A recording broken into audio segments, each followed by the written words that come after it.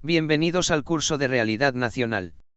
Esta asignatura integra saberes de identidad cultural, social, económico, político desde una apreciación geopolítica de la realidad nacional, contribuyendo a la solución de problemas en los diferentes ámbitos fundamentada en la defensa y soberanía nacional, revitalizando la interculturalidad e integración con el medio ambiente y la sustentabilidad en el desarrollo equitativo y armónico de los países del mundo. Esta asignatura se fundamentará desde la perspectiva de la realidad nacional del Ecuador. Comencemos. Índice. Introducción y objetivos. Unidad 1, el Estado ecuatoriano. Tema 1, Introducción histórica. Subtemas. Principales rasgos de la conquista. Principales rasgos de la independencia. Vida republicana. Hitos políticos, Estado-República. Tema 2, características del Estado ecuatoriano. Subtemas. Geografía humana, política y económica. Estado plurinacional. Estado multiétnico. Objetivo, identificar las principales variables que intervienen en la realidad nacional ecuatoriana que nos permita tener un entendimiento integral de lo que sucede en el país y el mundo. Tema 1, Introducción histórica. El Ecuador tiene 183 años como República Constitucional, 204 años como Estado Autónomo, Quito, y 479 años como entidad territorial jurisdiccional, Real Audiencia de Quito. En todo ese tramo de tiempo se han venido sucediendo grandes acontecimientos que han afectado poco o mucho a la actividad sociopolítica y socioeconómica de los individuos que habitan esta franja del continente americano, denominada por su posición al noroeste de América del Sur en el área septentrional andina como Andinoamérica Ecuatorial. El propósito de este tema consiste en esclarecer algunos acontecimientos históricos que nos permitirán establecer los antecedentes para la formación ulterior del Estado ecuatoriano en el sentido de visualizar ciertos proyectos políticos que permitieron el avance y desarrollo de ciudadanía ecuatoriana. Haciendo un pequeño ejercicio en base a la teoría de Fernán Braudel sobre la estructura, coyuntura y acontecimiento, la historia ecuatoriana se encuentra encasillada en tres estructuras: la época aborigen, la época colonial y la época republicana. La estructura de la época aborigen es la más larga dado que se extiende desde hace 12.000 años con los registros de los primeros asentamientos humanos hasta el 1533 DC con la caída del Imperio Inca. Es interesante que las estructuras de la colonia y de la república se encuentran dentro de la estructura de la época moderna en la historia de Occidente, por lo que estas estructuras serían vistas como subestructuras a nivel occidental. No obstante, dentro de nuestro esquema es legítimo seguirlas mirando como estructuras. La estructura de la época colonial es la segunda más larga. Esta inicia con el aparecimiento de los primeros conquistadores castellanos por 1529 y termina en 1809 con el primer proyecto independentista quiteño. La época de la colonia es de importante relevancia dado que aquí se van configurando ciertos lineamientos socioeconómicos que serían heredadas por los criollos revolucionarios. Finalmente, la estructura de la época republicana, que es la más corta en comparación a las otras dos, según Ayala Mora. La época republicana inicia con la fundación de la República en 1830 y continúa hasta el día de hoy. Quisiera por otro lado establecer un parámetro más amplio en tanto que la estructura de la República no recoge a las coyunturas de la independencia y la Gran Colombia, por lo que propongo identificar una estructura más amplia que se bifurque luego en dos subestructuras. Propongo que la estructura más amplia se denomine época postcolonial y las dos subestructuras se denominen época protorrepublicana y época republicana respectivamente. Por ende, la época postcolonial iniciaría en 1809 con la proclamación de la independencia hasta el día de hoy. Por otro lado, la época protorrepublicana desde 1809 hasta 1830 y la época republicana no sufriría variación. Se supone que la ciudadanía ecuatoriana se iría desarrollando a lo largo de estos 204 años de existencia autónoma correspondientes a la época postcolonial. Sin embargo, la relación que tiene la época proto-republicana con la época republicana es bastante cercana a la vez que compleja debido no solo al lapso de tiempo sino también a las creencias y estructuras socioeconómicas. En todo caso, si quisiéramos definir a estas épocas en torno a su forma de política, estaríamos de acuerdo en catalogarlas como representativas antes que como democráticas, debido a que muy tardíamente los valores democráticos se habrían difundido como valores óptimos dentro de esta república. Subtema 1. Principales rasgos de la conquista. La conquista española es uno de los acontecimientos más trascendentales de la historia de Latinoamérica. Y se encuentra ubicada en el tiempo que corresponde a la era moderna que inicia entre los siglos XV y XVI y termina a finales del siglo XVIII con las grandes revoluciones atlánticas. En particular el siglo XVI se caracteriza por la emergencia cultural del Renacimiento y la Reforma Protestante, coyunturas importantes que permitieron por un lado crear una identidad europea y, por otro, sentar las bases del primer capitalismo. Se inició, pues, el proceso llamado modernización que no tuvo un eco inmediato en todo el mundo, sino que fue acompañado de las grandes empresas conquistadoras y colonizadoras que se dieron de manera lenta y espaciada en el tiempo. Los europeos en un término de 4 siglos llegaron a conquistar y colonizar a América, África y Asia, llegando así a transformar para siempre las estructuras sociales, culturales y económicas del mundo. Hasta ahora no se tiene claro el sentido moral de estos hechos dado que nos topamos con partidarios a favor y en contra, los primeros se sienten beneficiados por la herencia cultural de Occidente y los segundos denuncian la injusticia y crueldad de la pérdida de identidad de las sociedades ancestrales. Tanto los unos como los otros han generado y desarrollado temas de vital importancia para comprender y tener una amplia lectura, sin embargo, es evidente que este fenómeno es un eslabón importante de nuestra historia e identidad sociopolítica. Para efectos de organizar la temporalidad, nos será muy útil la forma en cómo la han clasificado los historiadores de la Universidad Andina Simón Bolívar, esto nos permitirá tener un panorama controlado de los sucesos, sin embargo, existen otras formas de clasificación como las contempladas por los historiadores de cuño conservador como Jorge Salvador Lara, quien organiza la historia ecuatoriana en 3 épocas, época aborigen, época hispánica y época nacional. La versión de Enrique Ayala Mora, por otra parte, divide a la época nacional en 2, independencia y etapa colombiana, y época republicana. Al respecto es importante explicar el hecho de que la identidad nacional es un tema bastante discutido y que ha generado debates complejos. Y es que lo nacional es un producto moderno pero que recoge elementos del pasado, y en específico las sociedades cuyo pasado fue colonial tienen cadenas invisibles percibidas en sus tradiciones y costumbres. Por ejemplo, la vida religiosa de las sociedades coloniales latinoamericanas determina en mucho sus ritos actuales, en donde las procesiones y liturgias forman parte de cualquier evento cívico.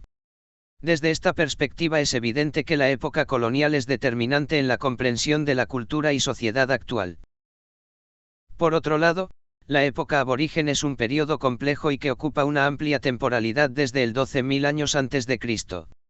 En esta época nos enfrentamos a dificultades como la escasa o nula existencia de archivos escritos, por lo que ha sido una labor tanto de arqueólogos, geólogos, lingüistas y etnohistoriadores, poder reconstituir la periodización de esta fase de la historia.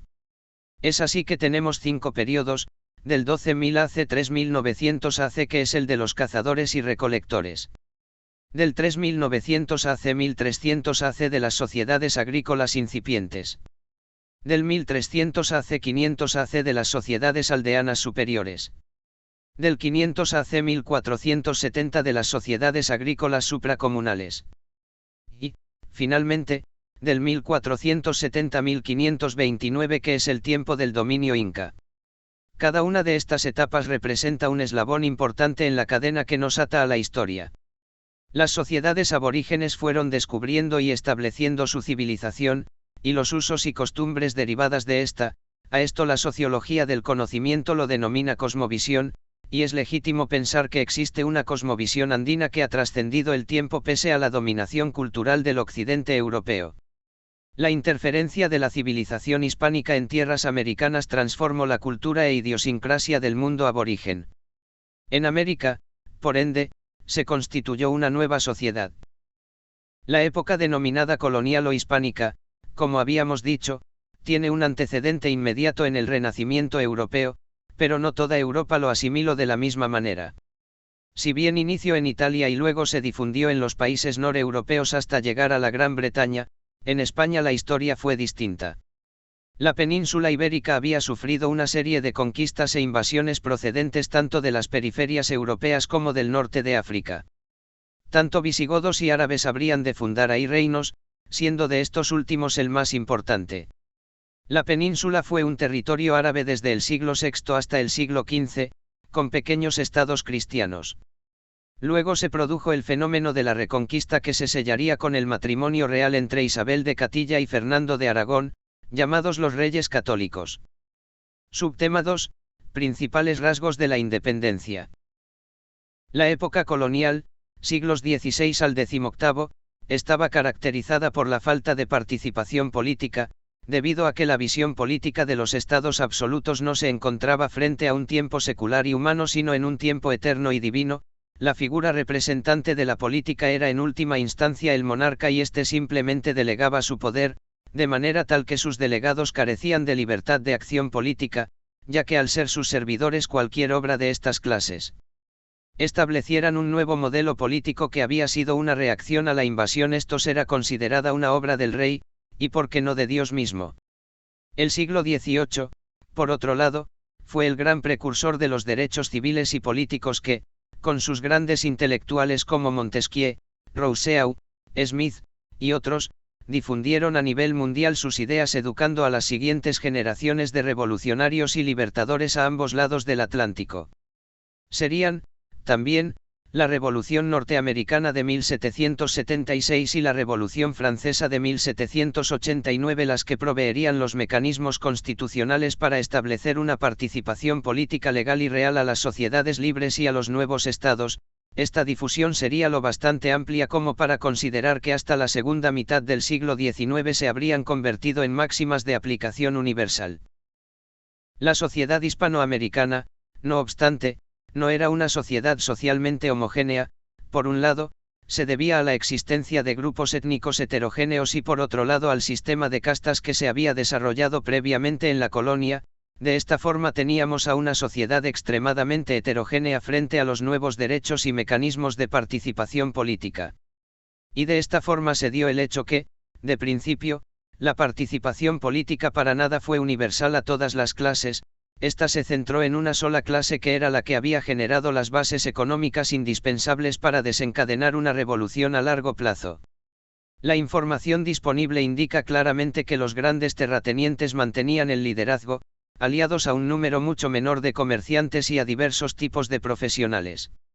Esta clase debía enfrentarse a la modernización que tanto en América del Norte y Europa se había convertido en un hecho irreversible, cosa que para ellos les resultaba demasiado ambicioso en tanto sus condiciones socioeconómico-estructural no les permitiría a corto plazo construir una sociedad civil completamente desarrollada.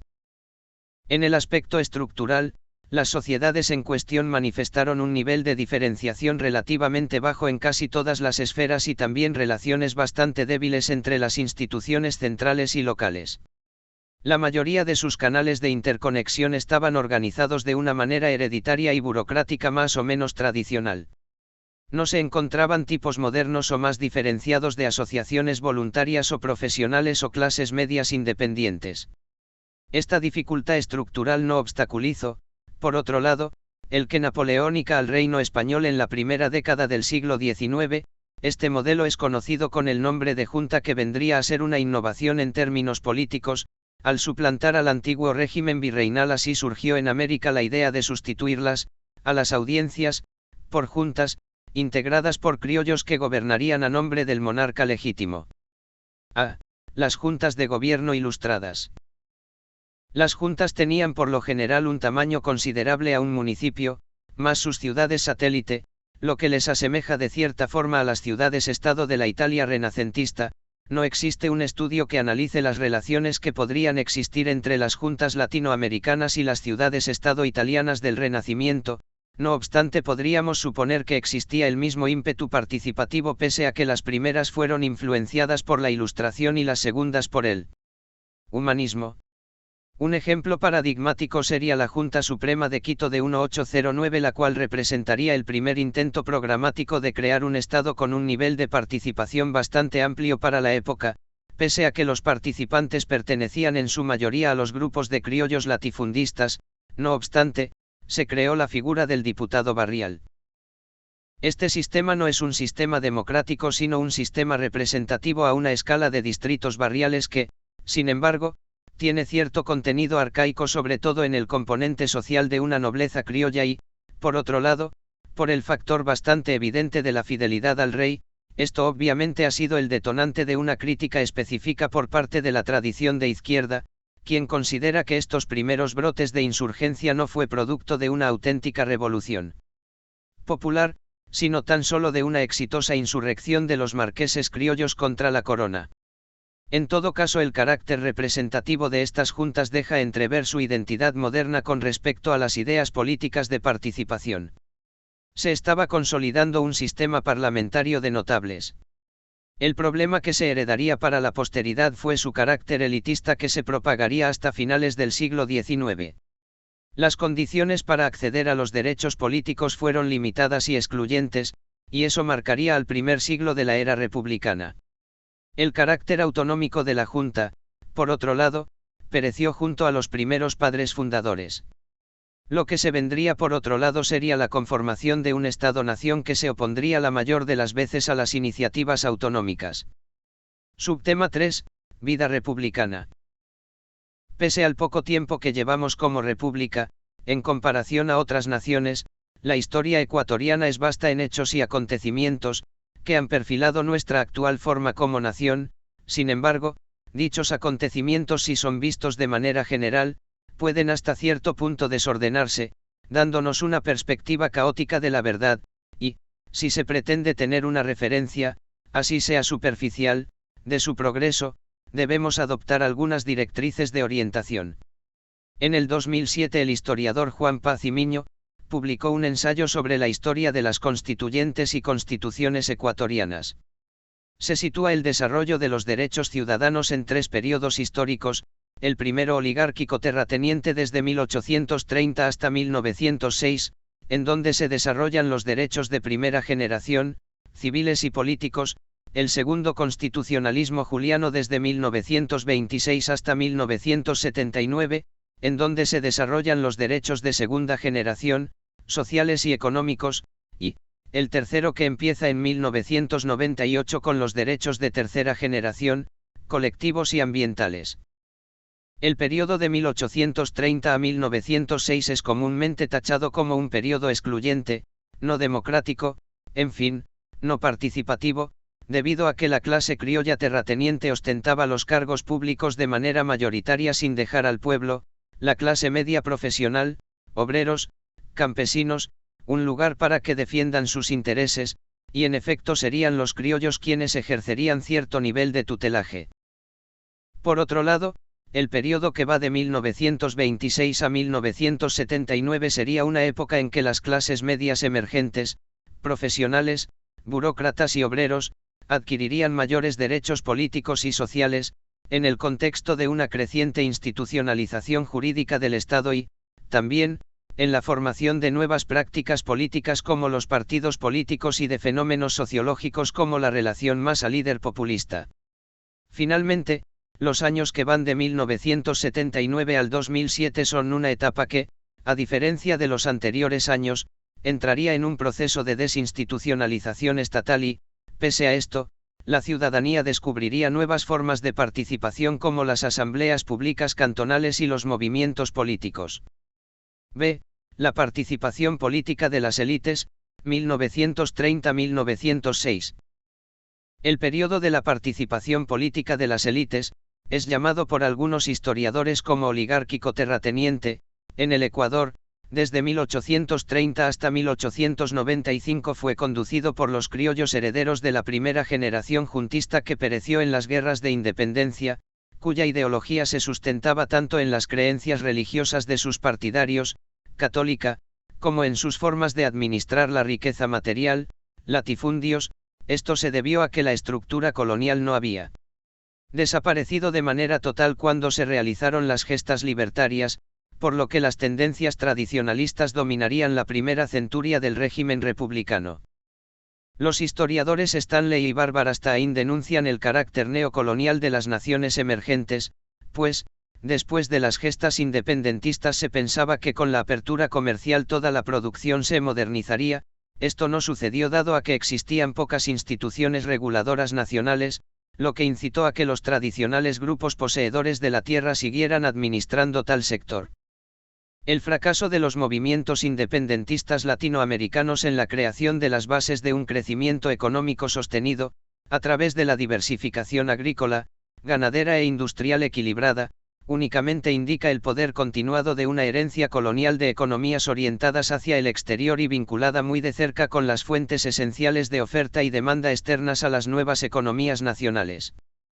Este control del sector productivo por las élites tradicionales, se debió gracias a que la organización de la posesión de la tierra había generado un tipo especial de dominación y hegemonía, en donde se conjugaban un tipo de organización social, una fuente de prestigio social y poder político, así como riqueza e ingresos, es decir, de ahí en adelante el juego político y sus estrategias girarían en torno a la acumulación de este capital inmobiliario. Hasta el siglo XX, la base de la oligarquía en América Latina ha sido la monopolización y el acceso a la propiedad de la tierra. En efecto, la característica más significativa de la tenencia de la tierra ha sido la expansión del gran fundo hasta regiones fronterizas, para el control de las tierras cultivables o de los escasos derechos sobre el agua o para el control de la escasa mano de obra agrícola.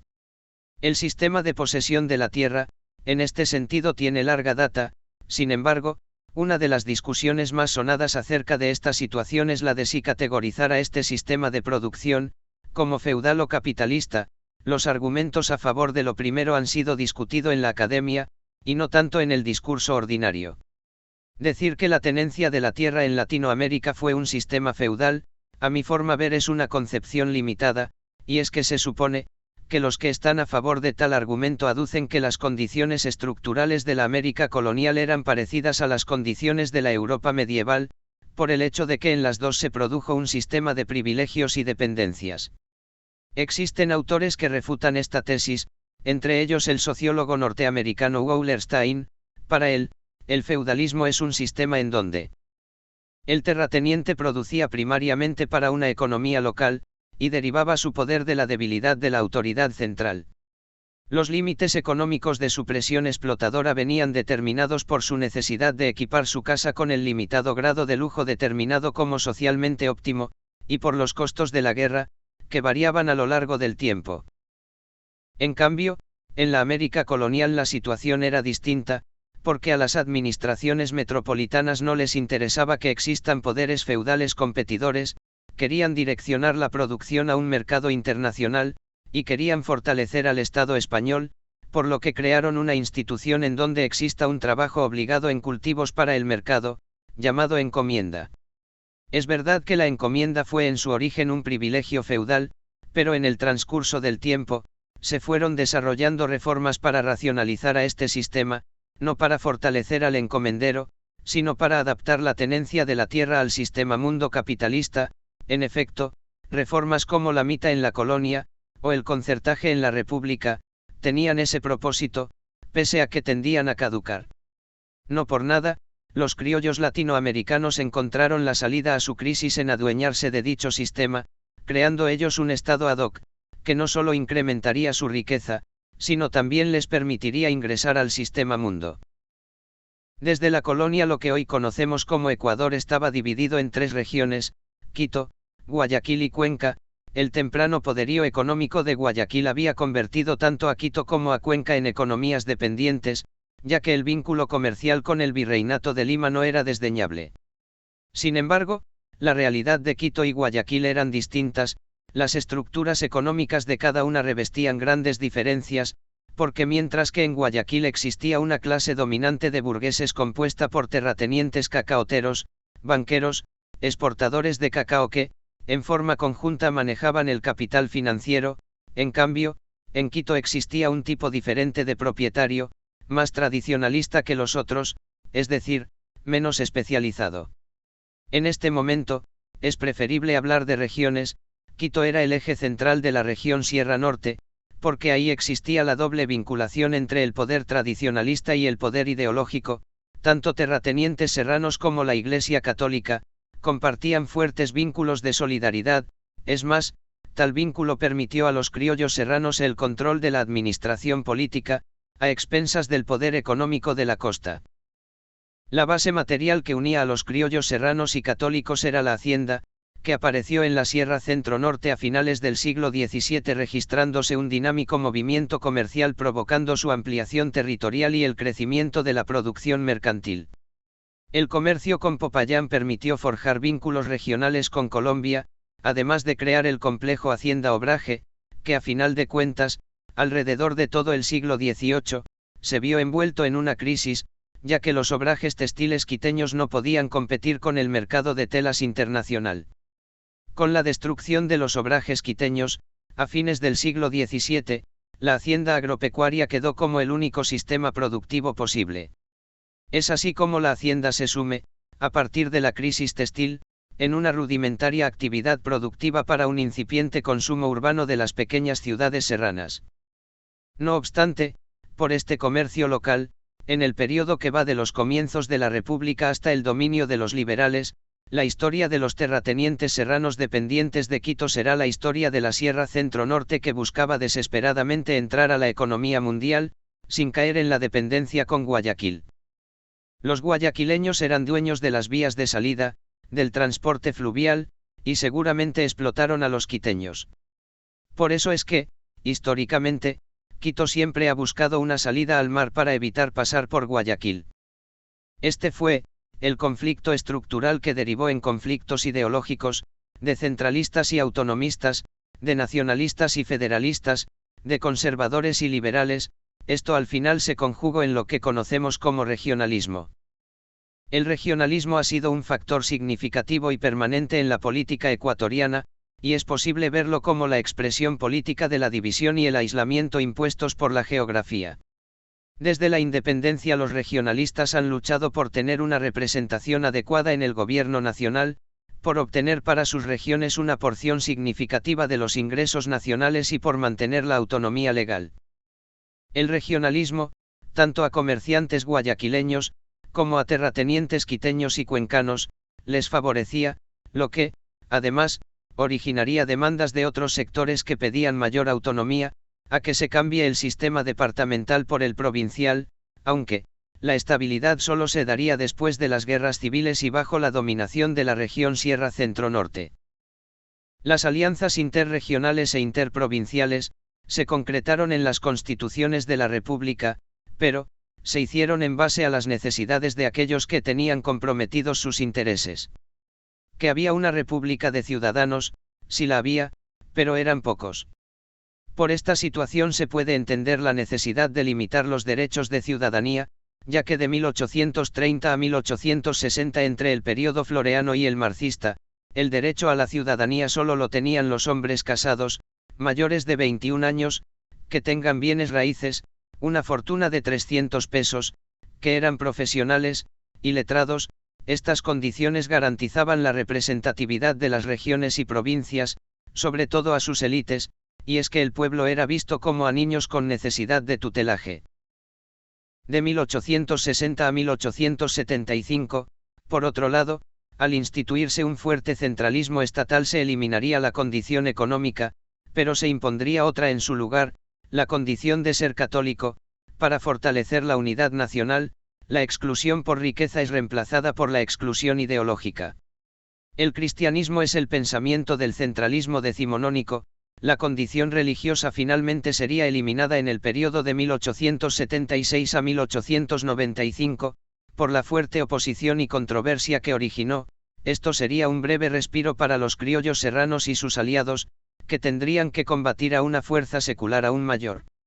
En el transcurso de los años de 1860 a 1906 se produciría un pacto político-económico entre los comerciantes guayaquileños y los terratenientes serranos, pacto que puede entenderse como la definitiva dependencia del sector productivo hacendatario de la sierra hacia la economía diversificada de la costa. La división regional actual, se constituye en esta época, por los terratenientes de la sierra, Quito y Cuenca, que sienten la presión de los comerciantes, por lo que por un lado la costa se definirá como liberal y por otro lado la sierra se definirá conservadora.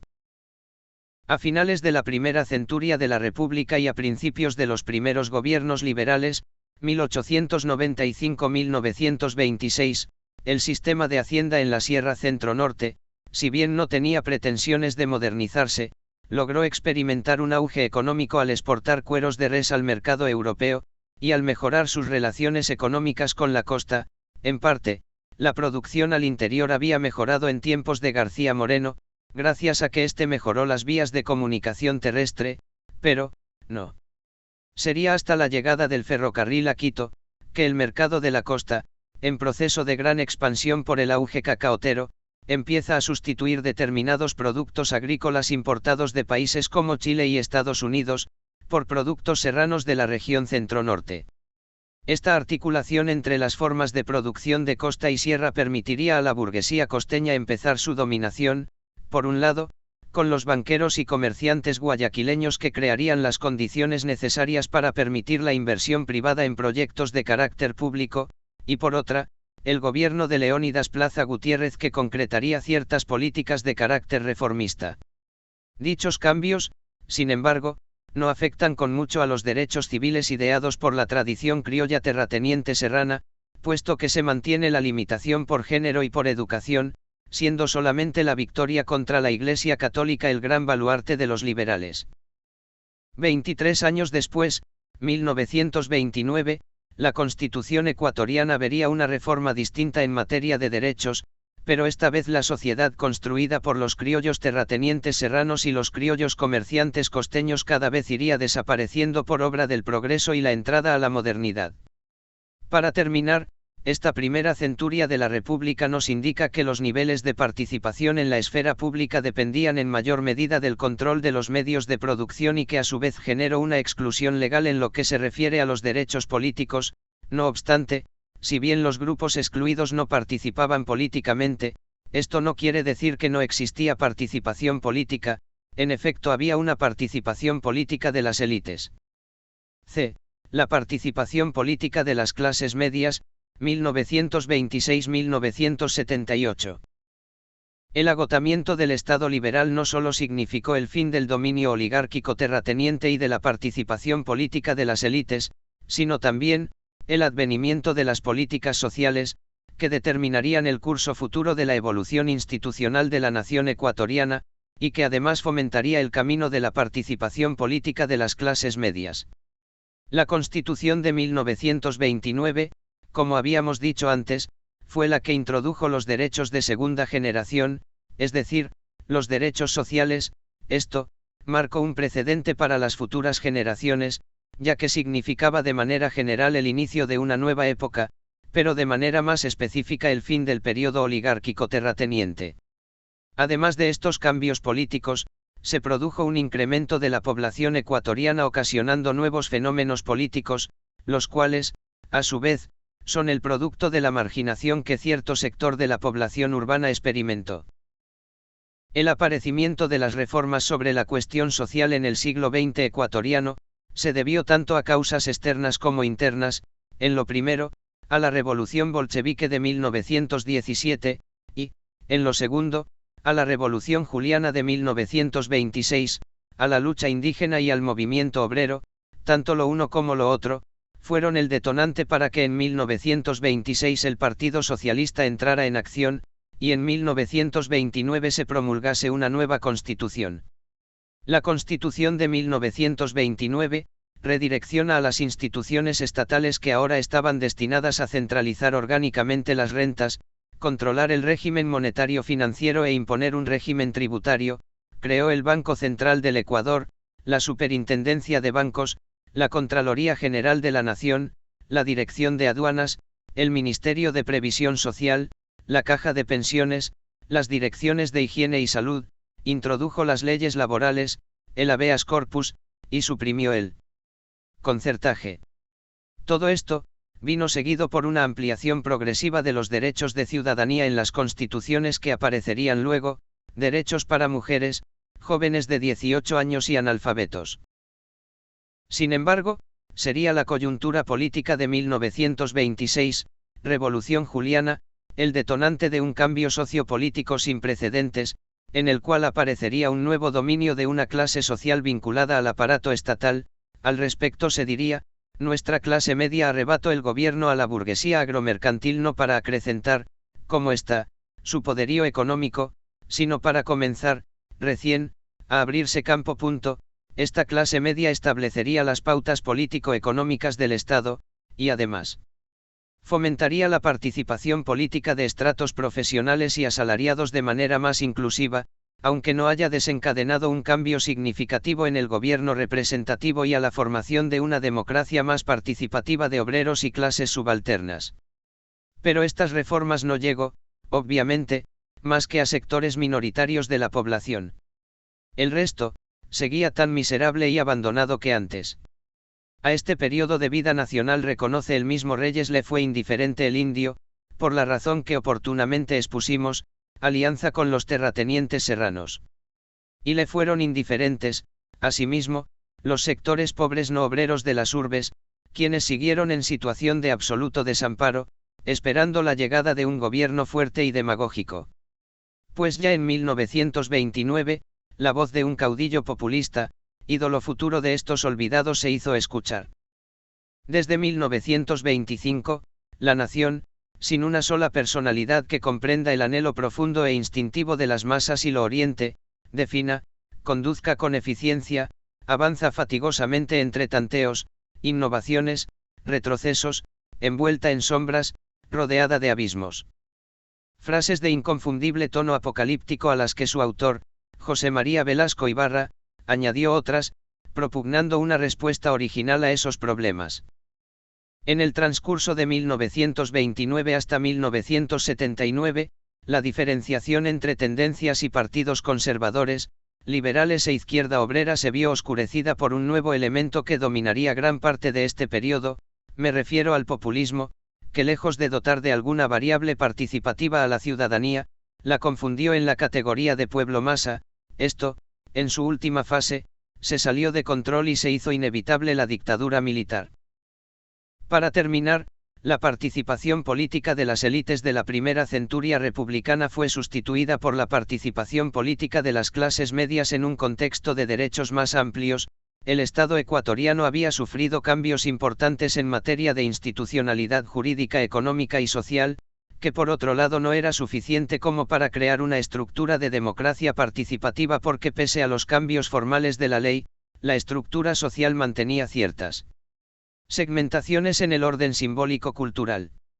Un reducido círculo de las clases medias en el siglo XX había ingresado a la dominación política gubernamental, pero aún carecían de la suficiente creatividad en el diseño constitucional para prever los golpes del clientelismo populista. Posteriormente, los partidos políticos en las últimas décadas del siglo XX habrían de dar algunas respuestas, que sin embargo no miraban de frente la posibilidad de que grupos subalternos participaran en la política. Subtema 4. Hitos políticos Estado-República. La actitud tomada desde 1929 hasta 1979, ha sido un constante tira y afloja entre gobiernos demócratas, populistas y militaristas, pero todos estos tuvieron a fin de cuentas una actitud desarrollista, considerándose a esta etapa como constitucionalismo social y económico. La forma y la estructura de los partidos políticos actuales se debió en parte a la culminación de la dictadura militar y a la creación de una nueva constitución en 1979, creando un nuevo marco institucional, en donde la sociedad podría articularse con la política, gracias a la representación que puedan obtener de los partidos. A. Los partidos políticos y movimientos sociales. Desde 1979, hasta estos días, los ecuatorianos hemos visto a nuestro país bajo un régimen republicano democrático. Este hacer con la democracia nos ha dejado lecciones y experiencias, positivas y negativas. Sin embargo, parecería que en los últimos tiempos el proceder democrático de todos nosotros, los políticos y la sociedad civil, se habría alejado de sus principios fundamentales. Pero esta nueva etapa, pese a la buena intención, o no, de políticos y sociedad civil, no pudo superar el marco económico que se le presentaba: crisis económica por la deuda, cierre de créditos internacionales, desequilibrios y deformaciones monetarias, financieras y de balanza de pagos, devaluación acelerada del sucre, inflación, entre otros. La respuesta de los gobiernos de turno siguió los principios económicos liberales de menos Estado, más mercado, es decir, Para resolver las crisis económicas se prefirió al fallo del mercado, que a la discusión política. La solución a muchos de estos problemas consistía en salvar a la economía privada, ya que era esta la que dinamizaba la economía. El Estado, entonces, fue relegado a segundo orden en base a una tendencia que dominaría a la política ecuatoriana en todo este periodo. En un principio, desde 1976 a 1983, por el miedo que encarnaba el populismo, las élites emprendieron una reforma para establecer un modelo que asegurara una práctica política alejada del autoritarismo. Esta reforma tenía como objetivo, crear una nueva institucionalidad centrada en los partidos como modo de garantizar una democracia estable. En efecto, se creía que la falta de institucionalización de los partidos era la causa del malestar de los ecuatorianos. Esta reforma, en la práctica tuvo un éxito inicial. El Partido Populista Concentración de Fuerzas Populares, CFP, después de obtener el 46% de los escaños en el Congreso de 1979 comenzó a fraccionarse por luchas intestinas. La evidente debilidad del CFP, obligó a muchos de sus partidarios a replegarse hacia otras fuerzas. No obstante, la caída del CFP, también, dio inicio a prácticas parlamentarias como la indisciplina y las desafiliaciones, que han permanecido a lo largo de la vuelta a la democracia como armas de los partidos, aunque también, como causas de su ulterior fracaso. Después de este primer periodo, las cosas no irían como se las había planificado. La conformación de un sistema de partidos en base a un pluralismo polarizado lo único que consiguió fue crear una hegemonía de ciertos partidos políticos que dirigieron la política del Ecuador. Esto dio como resultado, una inestabilidad política que se ha convertido en la regla.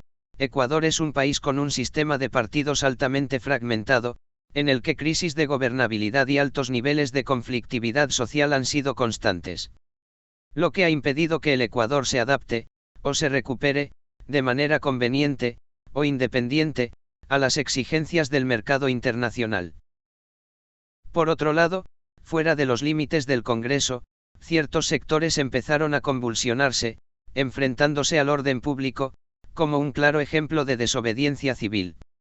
Estos acontecimientos, que el mundo tildaba al Ecuador como un país caótico e ingobernable, son las movilizaciones que la sociedad civil que en un periplo de 10 años, desde 1996 hasta el 2005, ocasionaron golpes de Estado, que se realizaron contra 3 presidentes, en 1997 con Abdalá Bucaram, en el 2000 con Yamil Mahuad, y en el 2005 con Lucio Gutiérrez. En este periodo de insurrecciones, solo 3, Bucaram, Mahuad, Gutiérrez, de los 6 presidentes de la República fueron elegidos en las urnas. Los otros 3, Alarcón, Noboa, Palacio, en cambio, siendo interinos se mostraron conciliadores con las mayorías del Congreso Nacional, por lo que la sociedad civil fue replegada a segundo plano en el Congreso, privilegiando a los partidos políticos. En este largo periodo, democrático partidista, 1979 a 2005, la idea de una consolidación de un Estado intervencionista cayó en desuso. Las nuevas políticas, en mayor o menor medida, siguieron los parámetros del Consenso de Washington, de la Organización Mundial de Comercio, o del Fondo Monetario Internacional. Exactamente en el periodo del 2000 al 2007, en donde fueron presidentes Gustavo Noboa, Lucio Gutiérrez, destituido en el 2005, y Alfredo Palacio, las políticas económicas siempre fueron bajo los condicionamientos del FMI, que eran sobre flexibilización laboral, apertura de mercados y por obvias razones el pago de la deuda.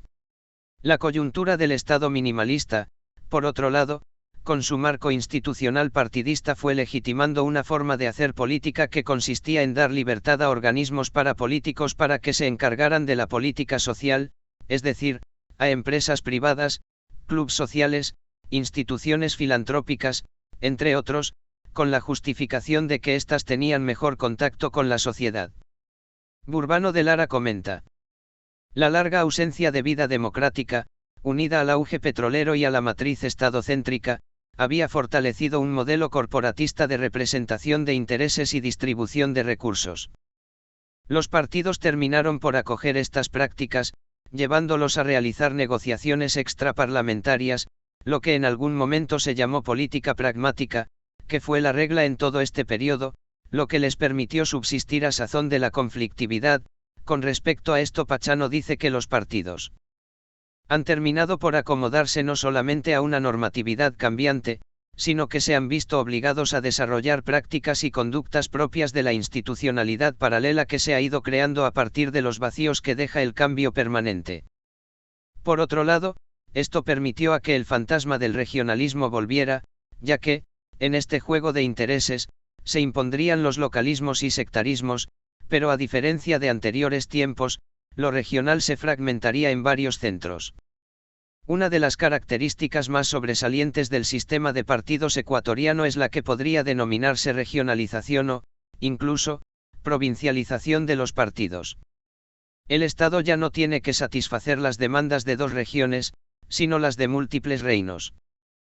En todo este ciclo, 8 partidos hegemonizaron a su respectivo tiempo el sector parlamentario CFP, Concentración de Fuerzas Populares, DP, Democracia Popular, luego UDC, Unión Demócrata Cristina, ID, Izquierda Democrática, PSC, Partido Social Cristiano, PRE, Partido Roldosista Ecuatoriano, PRIAN, Partido Renovación Institucional Acción Nacional, y PSP, Partido Sociedad Patriótica. Al final solo CFP desapareció, pero solo 4 mantuvieron una preponderancia, sobre todo como representantes regionales, ID y UDC en la Sierra Pichincha-Quito, y PSC y PRE en la costa Guayas-Guayaquil.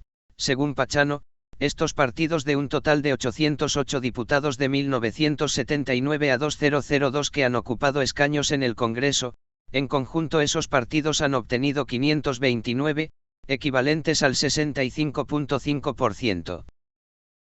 Por otro lado, la constante presencia, la popularidad, y el relativo éxito, de los movimientos políticos a finales del siglo XX y principios del XX no es una sorpresa, tuvieron un fuerte impulso inicial a raíz de los problemas políticos acaecidos por la Ley de Desarrollo Agrario, promulgada el 14 de junio de 1994, que suprime la reforma agraria y bloquea el reparto de las grandes propiedades, cuya iniciativa fue respaldada por la Confederación de Nacionalidades Indígenas del Ecuador, CONAIE. Subsiguientemente, en el plano de la política oficial, al derrocarse el gobierno de Yamil Mahuad se formó un triunvirato, el cual estaba compuesto por un indígena, Vargas, un militar, Gutiérrez, y un civil, Solórzano, aunque más significativo fue la formación del movimiento Unidad Plurinacional Pachakutik Nuevo País, que en 1996 lograron obtener escaños en el Congreso Nacional, y para el 2000 los movimientos locales, sobre todo cantonales, empezaron a ganar representación y se multiplicaron. Otra causa de su aparecimiento se deriva de la reforma constitucional de 1998 que aceptaba a los movimientos políticos como parte de un proyecto que facilitaría la descentralización del Estado en torno a una ampliación de competencias de los gobiernos locales. Para comprender la emergencia de estos movimientos es necesario entenderlos, en primer lugar, como un producto del sistema ya que, en el escenario político ecuatoriano, las elecciones seccionales han ganado importancia desde las reformas constitucionales de 1998. La Constitución reforzó la autonomía funcional asociada a la ley del 15%, a la vez que promulgó una desconcentración de las funciones del Estado con miras a emprender una descentralización progresiva. A pesar de tener problemas de eficiencia, estas leyes han provocado un aumento en la participación de organizaciones políticas locales en las elecciones seccionales. B. Las asambleas cantonales. La Revolución Juliana de 1926 y las constituciones que se vinieron después, tuvieron la intención de racionalizar el sistema productivo agrario de la Sierra, que tuvo dos efectos, uno hacia fines de los 50 y comienzos de los 60, el campo de dominación étnica, que seguía delimitado por el modelo de dominación local privada, se modifica debido a la desaparición de los hacendados, y, 2. El Estado incrementa y densifica su presencia en la periferia rural. Para Guerrero, antes de las reformas agrarias, la relación Estado-indígena se encontraba mediatizada por una trinidad local, patrón-cura-pueblo, después, por el proyecto desarrollista militar, el Estado establece una comunicación directa, gracias a que incluye a los indígenas en proyectos sociales de carácter nacional, permitiendo 1. La constitución de una arquitectura compleja de instituciones indígenas que renegocia la dominación étnica, luego de la transmisión del poder en las parroquias en el año de 1960, 2.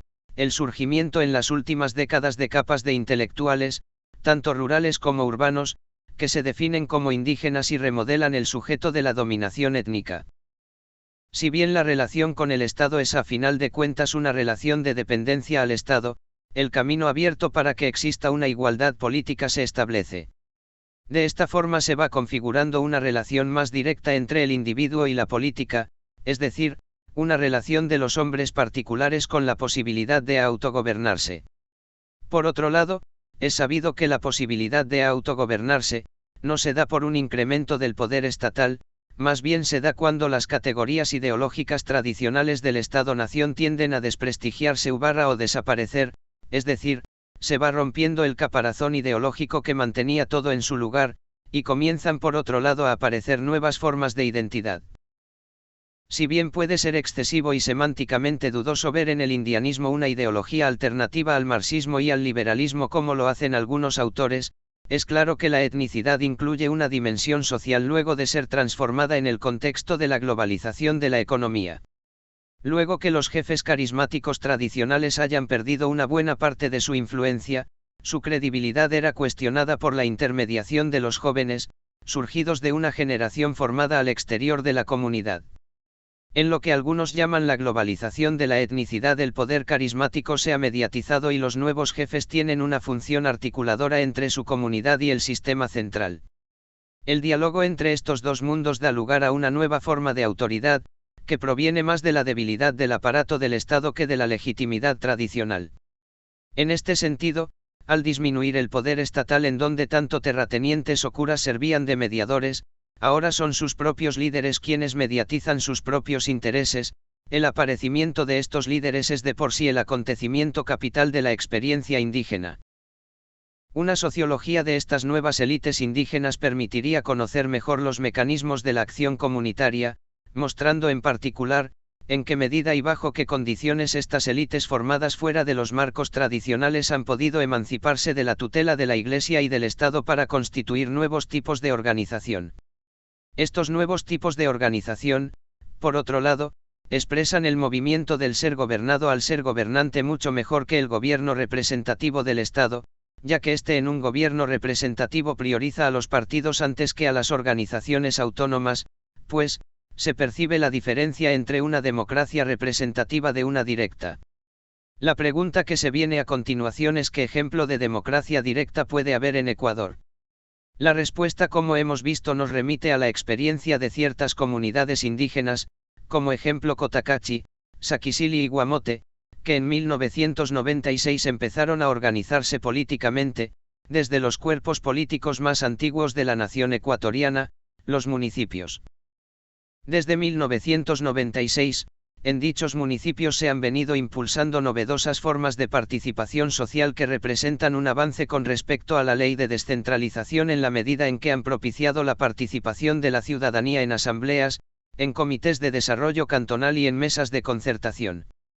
Como producto de estos procesos, cada uno de estos municipios cuenta con planes participativos de desarrollo cantonal y, además, con un marco institucional que pueda sentar las bases para impulsar políticas de desarrollo local sostenibles. Y esto es de extrañarse puesto que, hasta la década del 80, salvo muy contadas excepciones, los indígenas han estado fuera del ámbito del poder municipal. Cuando los representantes de los grupos indígenas llegaban a formar parte de los concejos municipales, la mayoría de las veces eran utilizados por los políticos de los partidos tradicionales o, bien, sus propuestas quedaban huérfanas de apoyo por estar en minoría. En otros términos, la cabecera cantonal, espacio y símbolo, al mismo tiempo, de la administración municipal y de los asentamientos mestizos, eran extrañas al mundo indígena para quienes solo tenían sentido como centros religiosos y como ejes del comercio. Por ende, estos municipios se convierten en expresiones reales de la experiencia política de los indígenas, en contraposición al gobierno representativo de los partidos. Claro que, también, reviste cierto riesgo apelar a una organización que puede representar la base de un autoritarismo más directo, No obstante, es problema de los propios individuos resolver sus propios problemas, de manera que la suposición sobre una democracia real no sea descendente, impuesta, sino ascendente, libre, es decir, hallar la libertad política por sus propios medios, y no por medio de otros. Tema 2. Características del Estado ecuatoriano.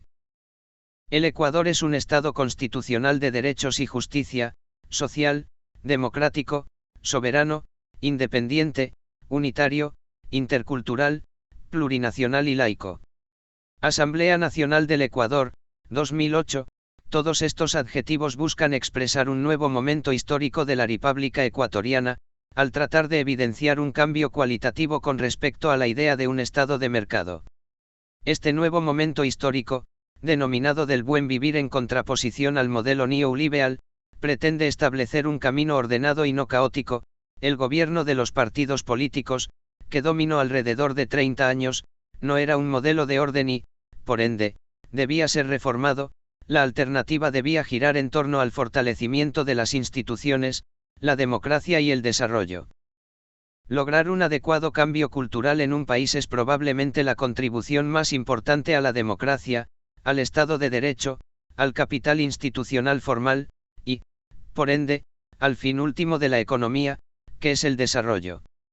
Este cambio cultural se materializó en el 2008 con la Constitución de Montecristi, la cual se caracteriza por ser una hoja de ruta, pero más que eso es un documento en donde se plasman una variedad de opciones políticas, sociales y culturales.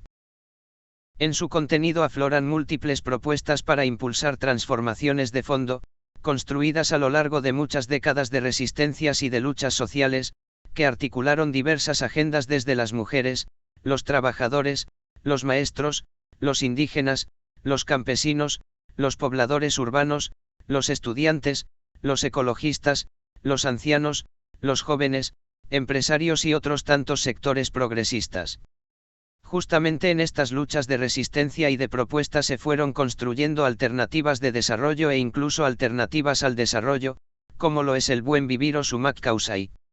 Esta nueva alternativa de desarrollo propone que los derechos ciudadanos no solamente sean vistos y aplicados de forma individual sino también colectiva. En efecto, la Constitución de Montecristi en el art. 11, inciso primero, dice: los derechos se podrán ejercer, promover y exigir de forma individual o colectiva ante las autoridades competentes. Estas autoridades garantizarán su cumplimiento. Esta referencia a lo colectivo nos muestra el nuevo carácter social de la Carta Política, y a la vez nos guía hacia un nuevo entendimiento de esta, lo colectivo como punto de encuentro entre diversos grupos, como derecho de manifestarse en grupo, como libertad de asociarse, etc. Subtema 1. Geografía humana, política y económica. En lo que respecta al Ecuador, este está situado en el noroeste de América del Sur. Limita al norte con Colombia, y este con Perú y al oeste con el Océano Pacífico. Es uno de los países más pequeños de América del Sur, con una extensión de 256.370 kilómetros cuadrados. Mediante el acuerdo de paz firmado en Brasilia entre Ecuador y Perú, Ecuador el derecho de propiedad privada sobre 1 kilómetro cuadrado en el sector denominado Tiguinza. Su territorio incluye las islas archipiélago de Colón y varias islas litorales, destaca la isla Puna. Además, ejerce soberanía sobre una parte del continente antártico.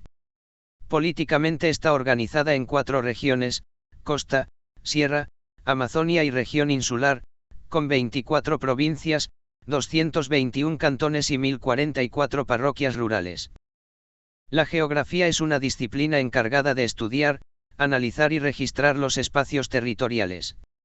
Esto ha permitido, entre otras cosas, fortalecer las identidades, organizar políticamente el territorio y aprovechar los recursos económicos de un Estado. En efecto, el territorio es una categoría jurídico-política que ha sido parte fundamental de la historia humana. El hombre es un ser terrestre, un ser que pisa la tierra. Se sostiene, camina y se mueve sobre la tierra firme. Ella es el punto de partida y de apoyo. Ella determina sus perspectivas, sus impresiones y su manera de ver el mundo. No solo su horizonte sino también su modo de andar, sus movimientos y su figura son los de un ser que nace en la tierra y se mueve sobre la tierra. El astro que habita lo llama él, la Tierra, aunque es evidente que en lo que respecta a su superficie, son de agua casi 3/4 partes y tan solo una de suelo firme y que las grandes masas continentales son como islas que emergen de ella. Desde que sabemos que esta Tierra nuestra tiene la forma de una bola, hablamos con la mayor naturalidad del globo terráqueo, y de la esfera terrestre. Encontraríamos extraño el tener que imaginar un globo oceánico, o una esfera marítima. La geografía es, además, entendido como un discurso que moldea la realidad. Los límites, los mapas, la cartografía son producto del interés de los grupos hegemónicos. En otras palabras, es un poder que moldea los límites pensados bajo el interés de las clases dominantes. Esta visión podría resultar muy radical, no obstante, el sentido se perfila como un conocimiento o conjunto de conocimientos que forma parte de instituciones y gremios académicos, los cuales organizan el espacio en torno a sus objetivos poblacionales, políticos o culturales. En definitiva, el saber geográfico es un poder. Se me ha reprochado bastante estas obsesiones espaciales, y en efecto, me han obsesionado. Pero, a través de ellas, creo haber descubierto lo que en el fondo buscaba, las relaciones que pueden existir entre poder y saber. Desde el momento en que se puede analizar el saber en términos de región, de dominio, de implantación, de desplazamiento, de transferencia, se puede comprender el proceso mediante el cual el saber funciona como un poder y reconduce a él los efectos.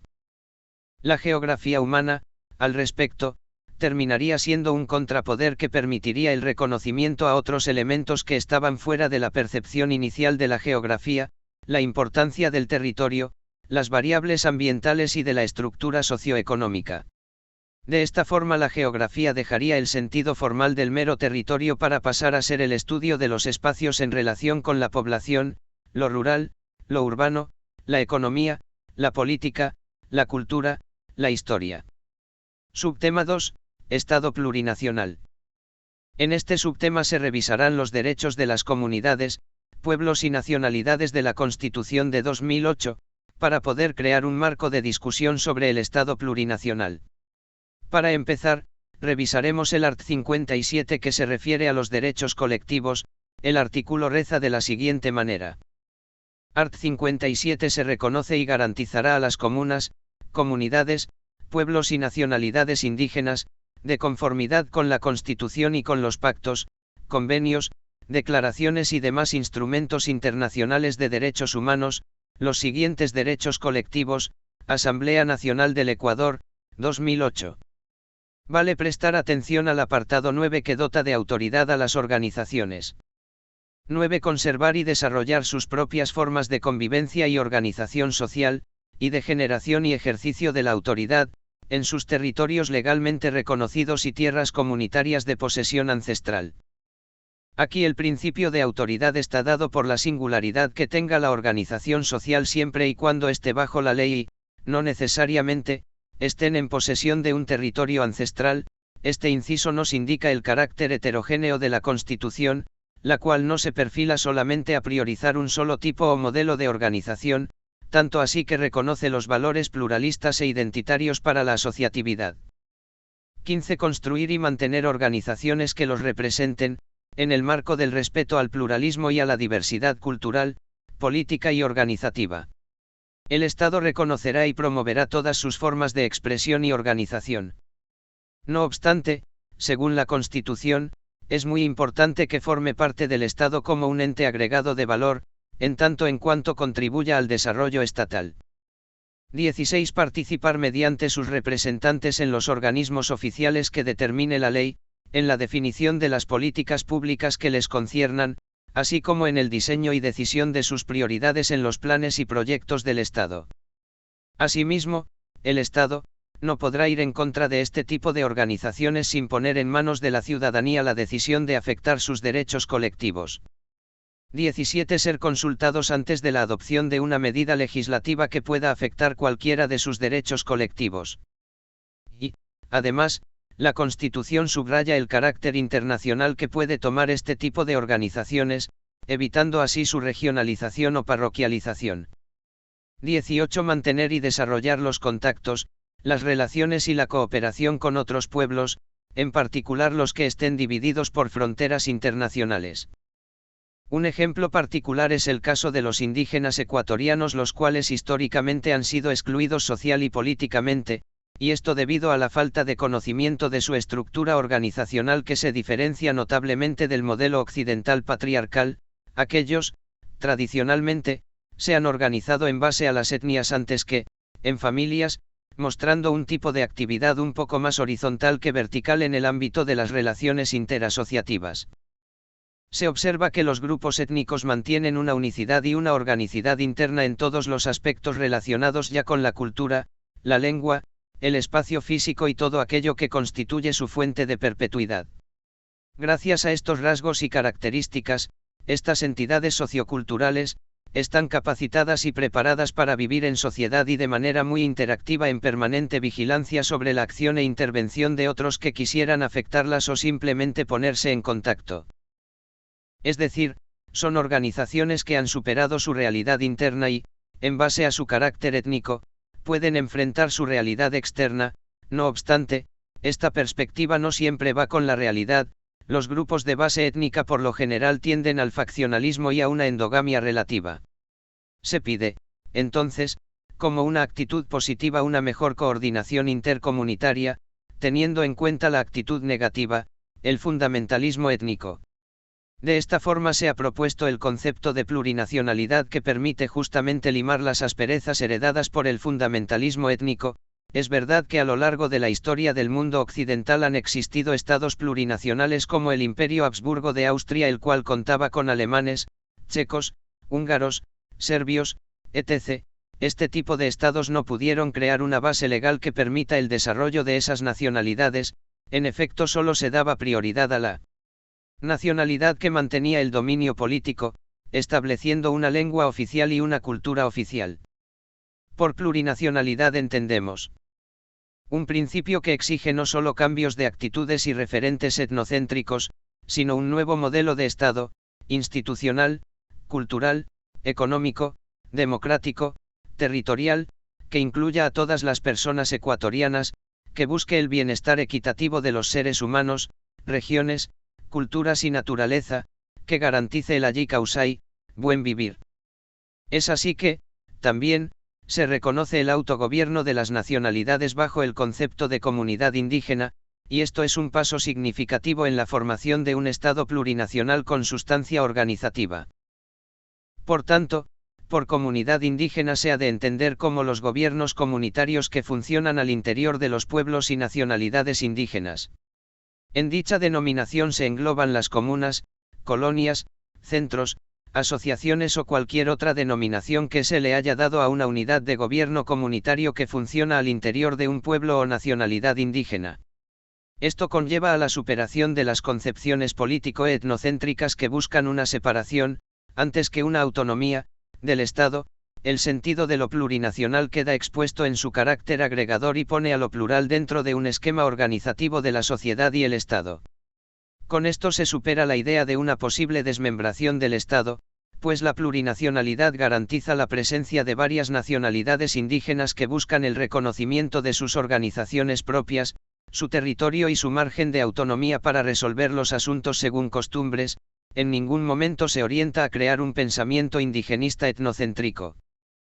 Por último, existe dentro del ordenamiento territorial del Estado un nivel de institucionalización de los derechos colectivos y de la plurinacionalidad bastante innovador. Me refiero, pues, a las circunscripciones territoriales indígenas, las cuales tienen el mismo rango de un gobierno autónomo descentralizado, aunque denominados regímenes especiales dado que necesitan un procedimiento especial para su creación. En todo caso es una alternativa bastante interesante porque permite dotar de autoridad a las organizaciones étnicas, en el sentido de que solo ellas y mediante sus consensos puedan integrarse al Estado. Es importante comprender que estas circunscripciones territoriales serán establecidas por decisión de las comunidades, pueblos y nacionalidades, por lo que bajo ningún fundamento jurídico el gobierno podrá obligarlos a establecerse en circunscripciones territoriales y aislarlos del sistema político, económico, social y cultural del Estado. La creación de circunscripciones territoriales no deberá ser una excusa para evitar la participación de los pueblos en decisiones de interés nacional.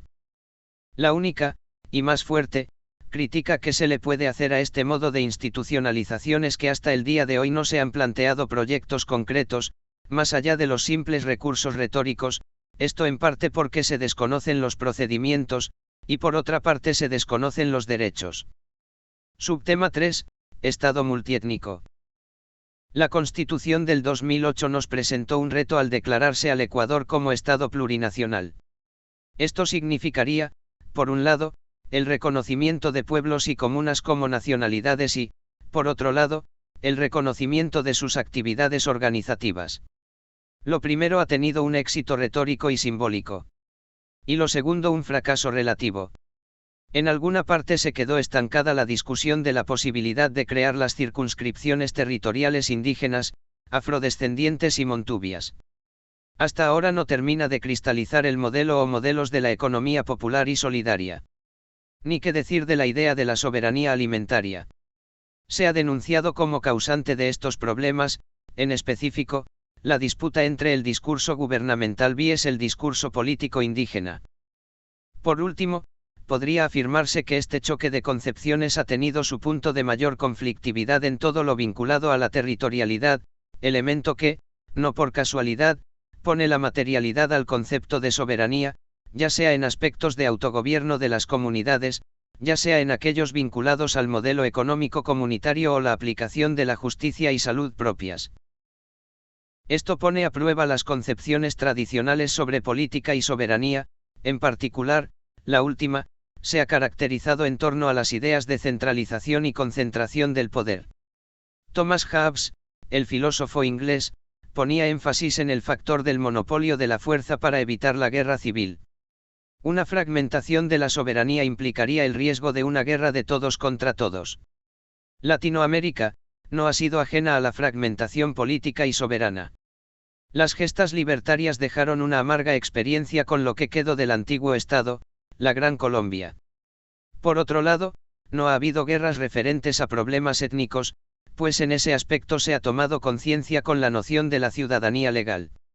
El Estado está por encima de los individuos desde la concepción occidental republicana y ahí, en particular, nace la discrepancia con respecto a las formas organizativas comunitarias andinas. Realmente, en la historia latinoamericana, el mundo indígena perdió autonomía política desde la caída de sus dos grandes imperios, el azteca y el tahuantinsuyo. Lo que se ha podido rescatar son supervivencias en torno a la organización comunal y económica, que han sufrido ciertas metástasis etnoculturales. Por otro lado, la sociedad afroecuatoriana, más allá de una disputa por la autonomía política, se ha dedicado a buscar reconocimiento a sus aportes en la cultura nacional. Este reconocimiento ha sido su verdadera lucha en la medida de su marginación histórica y económica. A finales del siglo XX y principios del XXI, sin embargo, se ha manifestado la necesidad de recuperar su historia desde el África, pasando por la diáspora, la esclavitud y su era republicana. En síntesis, el discurso de la plurinacionalidad se enmarca en un contexto en donde la historia se ha escrito desde las sociedades y círculos que han mantenido el poder sociocultural, político y económico. Solo se ha dado atención a los relatos de españoles, chapetones, criollos y mestizos, mientras que las historias subalternas se han mantenido marginadas. Y pese a que se han desarrollado propuestas para el reconocimiento e integración, aún se siente un abismo entre el conocimiento oficial y los conocimientos marginados. Gracias por llegar hasta aquí. Ayúdanos a crecer interactuando con nuestro contenido, me gusta, comentarios, compartir. Hasta el próximo vídeo.